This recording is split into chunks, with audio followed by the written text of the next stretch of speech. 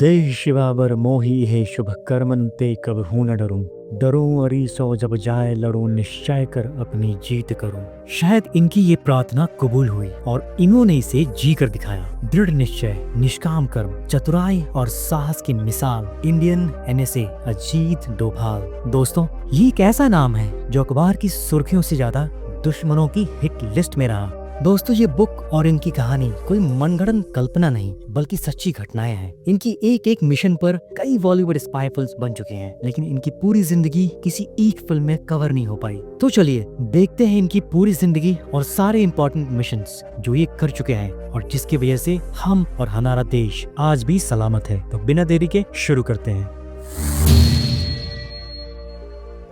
दोस्तों, पहाड़ों में जन्मे लोग अक्सर चुपचाप हर दर्द सहते हैं, लेकिन जब देश को जरूरत हो तो वही लोग पर्वत की तरह अड़ग खड़े नजर आते हैं। पौड़ी गढ़वाल उत्तराखंड की वो पावन धरती जहाँ बचपन सादगी में बीतता है और चरित्र अनुशासन में ढलता है। यही जन्म हुआ एक ऐसे बालक का जिसका नाम आज राष्ट्रीय सुरक्षा का पर्याय बन चुका है, अजित डोभाल। उनके पिता गोविंद वल्लभ डोभाल भारतीय सेना में सूबेदार मेजर थे। एक ऐसा वातावरण जहाँ हर सुबह तिरंगे को सलामी देकर शुरू होती थी और हर रात देशभक्ति के गीतों के साथ बीतता था। छोटे अजीत का मन बाकी बच्चों की तरह नहीं था। वे शरारती नहीं थे, लेकिन तीव्र बुद्धि वाले थे। उनकी नजरों में बचपन से ही गहराई थी, जैसे वो हर चीज को देखने के साथ साथ परखते भी थे। अजित डोभाल ने कभी ऊंचे बोल नहीं बोले, लेकिन उनकी चुप्पी में वो ताकत थी जो दूसरों की चीखों को सुन पाती थी। उनकी शुरुआती पढ़ाई अजमेर के मिलिट्री स्कूल में हुई, जहां उन्होंने अनुशासन, फिजिकल ट्रेनिंग और राष्ट्र प्रेम की असली परिभाषा सीखी। किशोर अवस्था में ही उनका व्यक्तित्व किसी सैन्य अधिकारी की तरह लगने लगा था। शब्दों से नहीं, कर्मों से बात करने का स्वभाव था उनका। आगे चलकर उन्होंने आगरा यूनिवर्सिटी से अर्थशास्त्र में मास्टर किया, एक ऐसा विषय जो उनकी रणनीतिक सोच को और पैना करने वाला था। साल था 1968 जब अजित डोभाल अपने पहले ही अटेम्प्ट में IPS अधिकारी बने। लेकिन ये सिर्फ एक सरकारी ओहदा नहीं था, ये उनके सफर की शुरुआत थी, जहां उन्हें कानून और उसकी गहन बारीकियां सीखनी थी। उनकी पहली पोस्टिंग केरे कैडर में हुई, लेकिन जल्दी ही उनकी बारीक नजरों और तीव्र समझदारी ने इंटेलिजेंस ब्यूरो का ध्यान उनकी तरफ खींचा और यही से शुरू हुआ एक ऐसा सफर जहां उन्हें ना कोई वर्दी मिली, ना पैसा, ना कोई मेडल, ना शहरत, मिली तो सिर्फ खतरे, जिम्मेदारियां और देश। डोभाल हमेशा सीखने के भूखे थे। वो घंटों बैठे केस फाइलें पढ़ते, भारतीय इतिहास के स्पाई मिशंस को स्टडी करते, लेकिन सबसे बड़ी बात, उन्होंने कभी डर को काम में उतरने नहीं दिया। उनका एक ही मूल मंत्र था, कोई भी मिशन बड़ा या छोटा नहीं होता, सिर्फ देश बड़ा होता है। चैप्टर 2, मिजोरम। विद्रोहियों के साथ बोली या गोली। कुछ जंगें मैदान में लड़ी जाती हैं और कुछ बंद कमरों में, लेकिन सबसे मुश्किल जंग वो होती है जहां दुश्मन भी तुम्हारे देशवासी हों। साल था 1970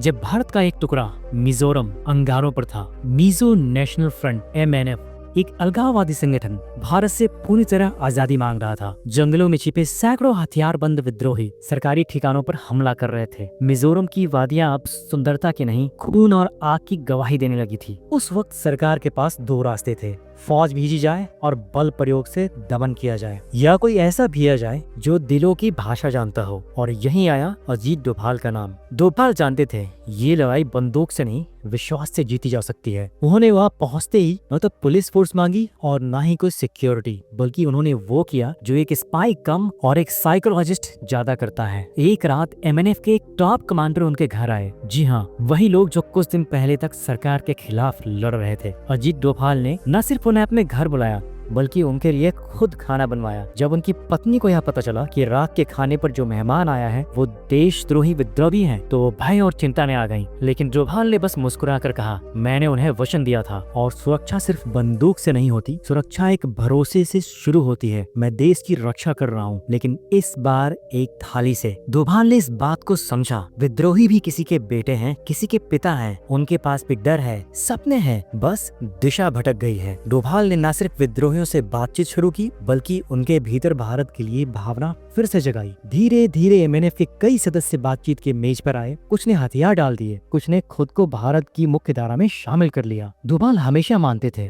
हर इंसान के भीतर एक सच्चा हिस्सा होता है और आप अगर दिल से बात करें तो सबसे कठोर से कठोर हृदय भी पिघल सकता है। उनके लिए ये सिर्फ एक मिशन नहीं था, ये थी एक परीक्षा कि क्या बिना गोली चलाए एक पूरा आंदोलन शांत किया जा सकता है, और उन्होंने ये कर दिखाया। लेकिन डोभाल की ये जीत बहुतों को चुभी हुई थी, क्योंकि उन्होंने वो कर दिखाया जो बहुतों ने सोचा भी नहीं था।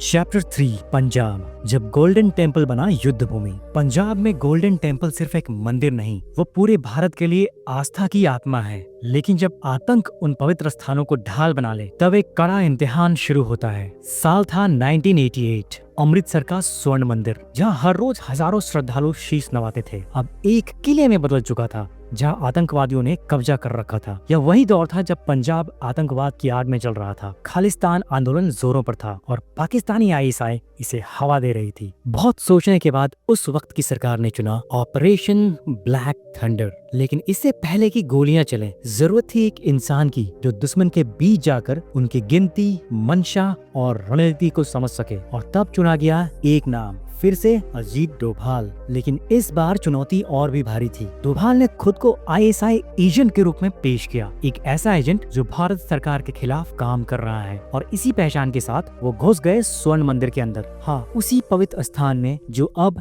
हथियारों का भंडार बन चुका था। डोभाल ने उनके बीच रहकर आतंकियों की संख्या, हथियारों की स्थिति, घूमने के रास्ते और सभी कमजोर और महत्वपूर्ण बिंदुओं को देखा और एक एक करके सरकार तक पहुंचाया। ये जानकारी थी जिसने एनईसी कमांडो को ऑपरेशन के लिए तैयार किया। एक एनईसी कमांडर ने बाद में कहा, जब चारों तरफ गोलियां चल रही थी, डोभाल मंदिर परिसर में इस तरह टहल रहे थे जैसे उन्हें मौत से मोहब्बत हो। उनकी आंखों में डर नहीं, सिर्फ मिशन था। डोभाल इस बात को अच्छे से जानते थे, कोई भी मिशन ऑपरेशन तब तक अंधा है जब तक उसके पास जमीनी खुफिया जानकारी ना हो। उन्होंने मैदान में उतरकर वो किया जो कोई ड्रोन, सैटेलाइट या टेलीफोन नहीं कर सकता। अंततः ब्लैक थंडर सफल रहा। आतंकियों ने आत्मसमर्पण किया, स्वर्ण मंदिर और उसका सम्मान बचा रहा। डोभाल का यही तरीका था, विनाश नहीं, समाधान। चैप्टर 4 पाकिस्तान के घर में बैठा एक भारतीय जासूस। अगर देश की रक्षा के लिए कोई ऐसा काम करना पड़े जिसमें आपको अपनी पहचान मिटानी पड़े, मौत हथेली में लिए हुए घूमना पड़े, तो क्या आप कर पाएंगे वो काम? डोभाल ने अपने देश के लिए न सिर्फ जिंदगी दांव पर लगाई, बल्कि अपना नाम, धर्म और वजूद तक बदल दिया। साल था 1980। भारत पाक संबंध नाजुक थे, विश्वास की जगह अविश्वास था और जमीनी हालात बेहद संवेदनशील। अजीत डोभाल पाकिस्तान में भारत के हाई कमीशन में एक अधिकारी के रूप में तैनात थे, मगर उनकी असली भूमिका थी गुप्तचर, जासूस और रणनीतिकार की। पर ये कोई फिल्मी सीन नहीं था, ये थी असली जिंदगी, जहाँ की फिल्मों की तरह कोई रीटेक नहीं होता, जहाँ हर गलती की कीमत मौत थी। पाकिस्तान में रहते हुए डोभाल ने खुद को एक मुस्लिम के रूप में पेश किया, नाम रखा अब्दुल, दाढ़ी बढ़ा ली, उर्दू फारसी लहजा अपना लिया और खुद को पाकिस्तानी मूल का व्यापारी बताया। इस बुक के राइटर लिखते हैं कि एक बार की बात है, एक कुख्यात इलाके में डोभाल मस्जिद के अंदर ठहरे हुए थे। वो इलाका कट्टरपंथियों और आईएसआई की गतिविधियों का केंद्र था। उनके पास भारतीय खुफिया नेटवर्क की जानकारी थी और शक की एक भी लकीर उन्हें मौत के घाट उतार सकती थी। एक रात एक स्थानीय मौलवी ने उनके उच्चारण और बोलचाल पर शक जताया। पूछा, तुम्हारा लहजा थोड़ा अलग क्यों है अब्दुल? वातावरण अचानक भारी हो गया, जैसे हर दीवार में कान लग गए हों। डोभाल ने फौरन नमाज की अगुवाई की, शुद्ध अरबी में आयतें पढ़ी और फिर अपने पाकिस्तानी व्यापार के झूठे किस्से सुनाए और पूरा माहौल सहज हो गया। लेकिन उस रात उन्होंने खुद लिखा, वो मेरा सबसे लंबा वक्त था जब हर सांस के साथ जिंदगी और मौत का फैसला हो रहा था। पाकिस्तान में रहते हुए वो नवाज शरीफ जैसे उभरते नेताओं के करीबी बने, दावतें दी, बातचीत की, मगर हर मुस्कान के पीछे छुपी थी एक रणनीति। हर मुलाकात एक खुफिया कड़ी थी। डोभाल जानते थे, जानकारी इकट्ठा करना एक कला है और विश्वास अर्जित करना सबसे बड़ी चुनौती। डोभाल ने पाकिस्तान के क्रिकेट प्रेम का बहुत फायदा उठाया। भारत पाक मैचों में उन्हें वीआईपी बॉक्स में आमंत्रित किया जाता, जहां सैन्य अधिकारी और राजनेता पहले से मौजूद रहते। मैच के हर ओवर के बीच होती थी सूचनाओं की अदला बदली। हर थाली के पीछे छुपा होता था एक नई रणनीति का सुराग। डोभाल कभी जल्दबाजी में फैसले नहीं लेते, वो हमें आज तक उनके फैसलों में दिखता है, चाहे वो पुलवामा के बाद हो एयर स्ट्राइक या ऑपरेशन सिंदूर। उनकी सोच थी, यदि दुश्मन की नब्ज पकड़नी हो तो उसके धड़कनों की आवाज से दोस्ती करनी पड़ेगी। उन्होंने पाकिस्तान की राजनीति, सांप्रदायिक दायरे और खुफिया नेटवर्क की संरचना इतनी बारीकी से जानी कि भारत के सुरक्षा ढांचे के लिए वो जीवित डेटाबेस बन गया। जहां आम आदमी सिर्फ सरहद तक देखता है, डोभाल दुश्मन के घर में बैठकर भारत की अगली चाल बुन रहे थे, बिना हथियार, बिना शोर, एक चुपचाप चलने वाले तूफान की तरह। Chapter 5 mission in Iraq. जब ISIS के हाथों में 40 भारतीय नर्सों की जान फंस गई थी। इससे याद आया कुछ आपको? जी हाँ, आइए बात करते हैं असली टाइगर की। 2014 का वो साल, इराक एक युद्ध क्षेत्र बना हुआ था। ISIS ने पूरे इलाके को अपने कब्जे में ले लिया था। इराक के एक शहर टिकरित में फंसी थी 46 मासूम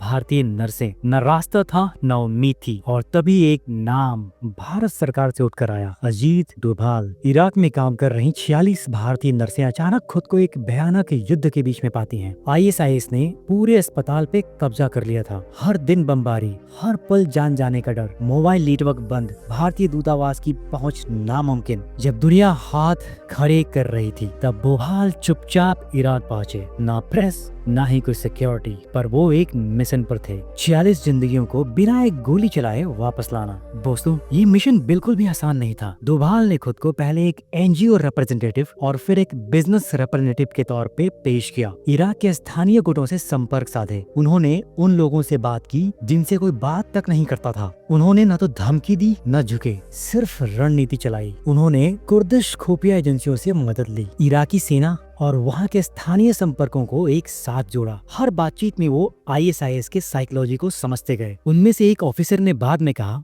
ना तो वो डिप्लोमेट लगते थे ना जासूस, वो बस एक इंसान थे जो हर कीमत पर उन लड़कियों को घर लाना चाहते थे। और अंततः 3 दिन बाद एक फ्लाइट बगदाद से दिल्ली के लिए रवाना होती है और उसमें सवार थी वो 46 भारतीय नर्सें। मिशन पूरा होने के बाद डोभाल ने न तो कोई प्रेस कॉन्फ्रेंस की, ना कोई बयान दिया, ना कोई सेल्फी, बस चुपचाप अपने ऑफिस लौट आए जैसे कुछ हुआ ही नहीं हो। डोभाल को कभी कैमरे पसंद नहीं थे। उनकी सोच थी, सबसे सफल ऑपरेशन वो होता है जिसके बारे में कोई नहीं जानता, बस रिजल्ट्स देखता है पूरा देश।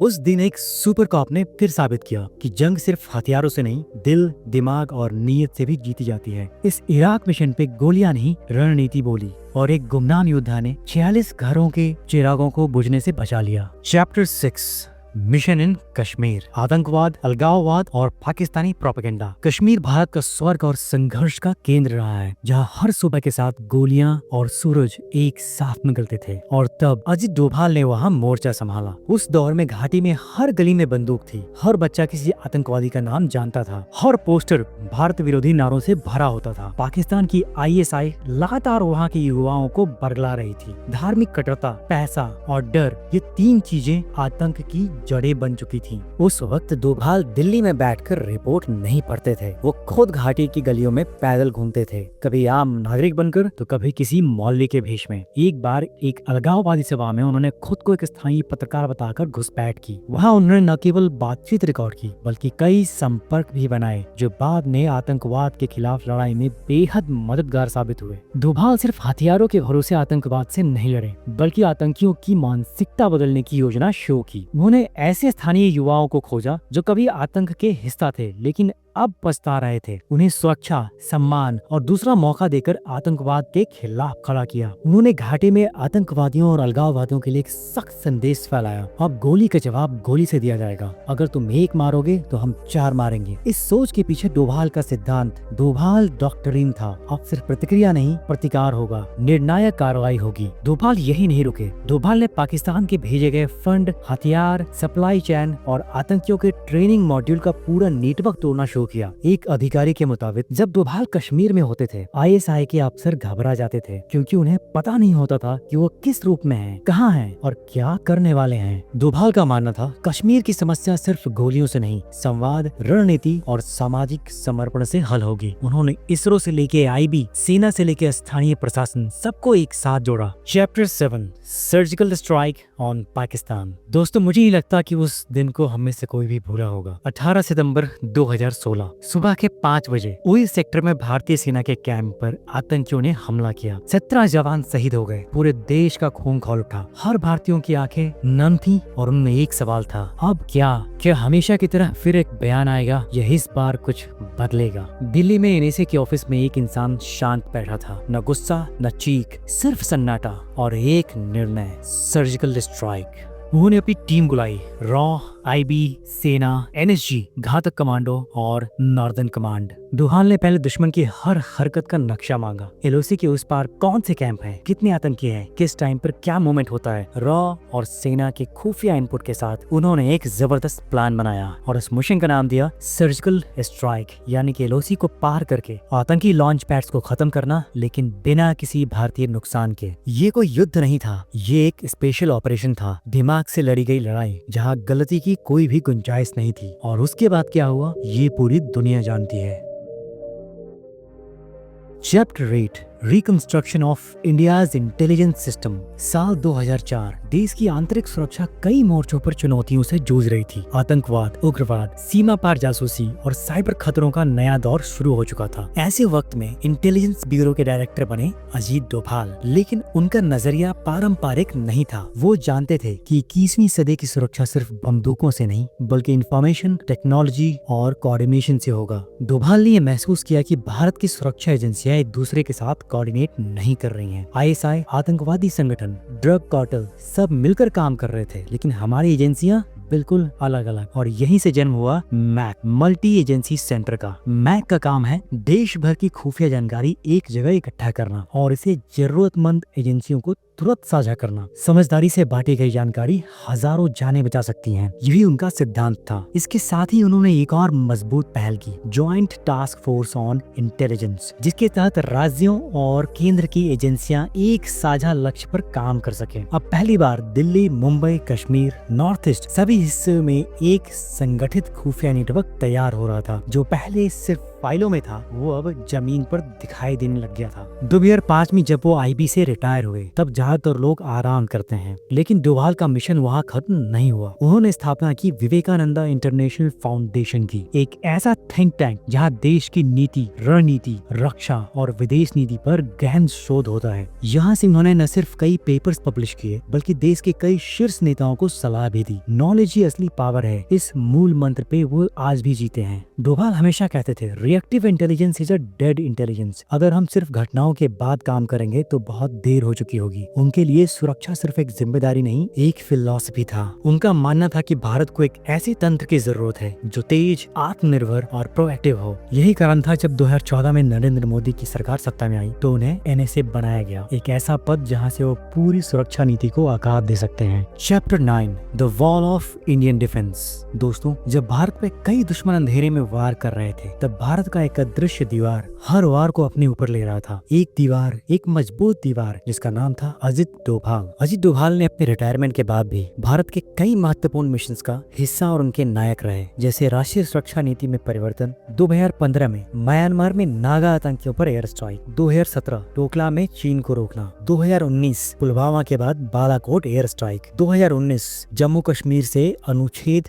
370 हटाने की रणनीति, साइबर और हाइब्रिड वॉरफेयर पर ध्यान देना, ऐसे कई और आंतरिक नामों में उन्होंने निर्णायक फैसले लिए। चैप्टर 10 डोभाल्स डॉक्ट्रिन, भारत की सुरक्षा नीति की नई परिभाषा। अब देश की रक्षा सिर्फ सीमाओं पर नहीं बल्कि हौसले और समझदारी से होती है। Defence is no longer determined at borders but in moral and the mind. दोस्तों, ये ना कोई फिलोसफिकल स्टेटमेंट नहीं है बल्कि उस रणनीति की आत्मा है जिसे आज दुनिया डोभाल डॉक्ट्रिन के नाम से जानती है। नीति नहीं बल्कि एक माइंडसेट है। अजित डोभाल की सोच हमेशा डिफेंसिव है ना, धीरे धीरे हार की ओर बढ़ना है। इसलिए उन्होंने भारत की सुरक्षा नीति में 2 बड़े बदलाव किए। पहला, ऑफेंसिव डिफेंस, आक्रामक सुरक्षा। दूसरा, प्रीएम्प्टिव स्ट्रेटजी, पूर्व आक्रामक नीति। ऑफेंसिव डिफेंस पहले भारत की नीति थी कोई हमला करे तो जवाब दो, लेकिन डोभाल कहते हैं दुश्मन को इतना असहज करो कि वो हमला करने से पहले 10 बार सोचे। सर्जिकल स्ट्राइक, बालाकोट स्ट्राइक और एलएसी पर असर्टिव डिप्लोमेसी, ये सब डोभाल की डॉक्ट्रिन की उपज है। प्रीएम्प्टिव स्ट्राइक, डोभाल का मानना है सिर्फ हमले के बाद जवाब देने से देश नहीं बचते, खतरे से पहले ही उसे खत्म करना बहुत जरूरी है। वो कहते हैं कि जब खुफिया एजेंसियों को जानकारी मिले कि हमला होने वाला है तो पहले हमला करो ताकि दुश्मन की योजना उसी के घर में खत्म हो जाए। डोभाल की नीति सिर्फ सीमाओं की रक्षा तक सीमित नहीं है, उन्होंने आंतरिक सुरक्षा, आर्थिक सुरक्षा, साइबर सुरक्षा और डिप्लोमेसी को भी इंटीग्रेटेड स्ट्रेटजी का हिस्सा बनाया। उनका स्पष्ट मत था internal stability is national securities foundation. Inspiration. Doval ने स्ट्रेटेजिक डिप्लोमेसी को भी इंटेलिजेंस ड्रिवन थिंकिंग से जोड़ा। डोकलाम, गलवान, लद्दाख डिसएंगेजमेंट टॉक्स में उन्होंने सिर्फ सैन्य ताकत का नहीं, सूचना और दबाव का बेहतरीन संतुलन दिखाया। आज अमेरिका, इजराइल, रूस सभी देश अजीत डोभाल डॉक्ट्रिन का सम्मान करते हैं, क्योंकि ये डॉक्ट्रिन केवल सैन्य रणनीति नहीं, एक नेशन की आत्मा को बचाने की रणनीति है। तो दोस्तों, आपकी क्या राय है डोभाल्स डॉक्ट्रिन के बारे में? Chapter 11, personal life and his inspirations. वो आदमी जिसने जिंदगी देश को सौंप दी, उसके पास भी एक घर था, एक परिवार था और कुछ सपने भी थे जो उसने कभी खुद के लिए नहीं देखे। ये किताब कहती है कि अजीत डोभाल का व्यक्तिगत जीवन अत्यंत सादा और अनुशासित था। वो भले ही देश की सबसे खतरनाक मिशन पर रहे हों, लेकिन निजी जिंदगी में वो एक सादा, धार्मिक और बेहद अनुशासित व्यक्ति थे। उनके परिवार में उनकी पत्नी और 2 बेटे हैं। डोभाल ने अपनी निजी जीवन को हमेशा गोपनीय रखा, शायद उसी तरह जैसे उनका पेशा था। अजीत डोभाल मानते थे कि एक खुफिया अफसर की सबसे बड़ी ताकत होती है चुप्पी और छाया में रहना। डोभाल इंडियन फिलॉसफी और अध्यात्म से गहरे जुड़े हुए हैं। किताब में बताया गया है कि वो स्वामी विवेकानंद, भगवद गीता और सिख गुरुओं की शिक्षाओं से प्रेरित हैं। उन्होंने एक बार कहा था, धर्म और राष्ट्र सेवा एक दूसरे के विरोधी नहीं है, बल्कि दोनों मिलकर व्यक्ति को संपूर्ण बनाते हैं। उनकी वैचारिक पृष्ठभूमि ने उन्हें जीवन के हर मोड़ पर संतुलन बनाए रखने में मदद की, चाहे वो पाकिस्तान की धरती पर खतरे में हो या दिल्ली में रणनीति बनाते हुए। डोभाल का विश्वास था कि व्यक्ति के जीवन का उद्देश्य सिर्फ निजी सुख नहीं, बल्कि सामूहिक कल्याण होना चाहिए। उन्होंने अपने जीवन का हर हिस्सा देश को समर्पित किया, यहाँ तक कि उनके बेटे विवेक डोभाल भी राष्ट्र की सेवा से प्रेरित होकर आगे बढ़े। उन्होंने अर्थशास्त्र और नीति निर्माण के क्षेत्र में काम किया।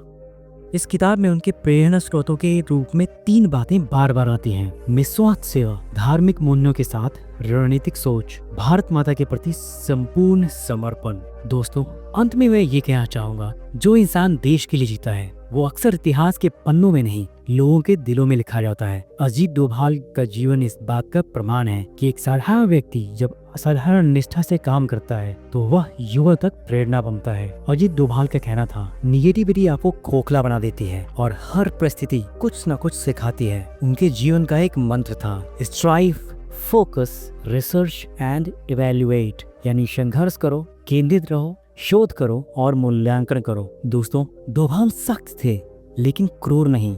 दुश्मन से भी इंसानियत से पेश आना उनकी सोच थी, क्योंकि देशभक्ति सिर्फ गोली चलाने से नहीं, चरित्र से भी आती है। दोस्तों, अगर आपको भी लगता है कि सच्चा हीरो वो होता है जो बिना दिखे, बिना किसी उम्मीद के देश की नींव को मजबूत करता है, तो इस वीडियो को लाइक कीजिए और एक सैल्यूट की तरह इसे शेयर कीजिए। हमें कमेंट्स में जरूर बताइए कि आपको अजीत डोभाल के किस बात ने सबसे ज्यादा प्रेरित किया। और ऐसी ही और वीडियोस के लिए इटर्नल माइंड्स चैनल को सब्सक्राइब जरूर कीजिए and hit the bell icon, ताकि आपको आने वाले इंस्पिरेशनल स्टोरीज के लिए नोटिफिकेशंस मिल सके। मैं आपसे मिलता हूँ अगले वीडियो में, तब तक के लिए नमस्कार।